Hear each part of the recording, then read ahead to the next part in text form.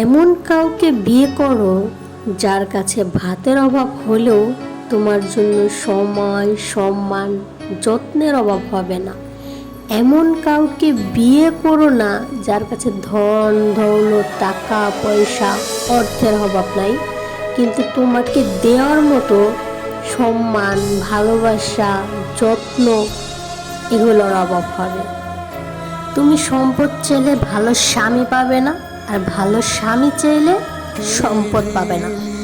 সম্পদ হয়তো একদিন ফুরিয়ে যাবে, সম্পদে হয়তো তুমি বিলাসিতাভাবে জীবনযাপন করতে পারবে, কিন্তু কখনো মানসিক শান্তি পাবে না, শান্তির প্রহর গুনতে পারবে না। আর যদি ভালো স্বামী চাও তাহলে তুমি সম্পদ ঠিকই পাবে না, কিন্তু ভালো একটা মন পাবে, সম্মান পাবে, ভালোবাসা পাবে, পরিপূর্ণ একটা মানুষ পাবে যে তোমাকে মানসিক শান্তি দেবে। আর আমি মনে করি মানসিক শান্তিটাই হচ্ছে সব থেকে বড়, যেটা সবার মধ্যে থাকে না বা সবাই পায়ও না।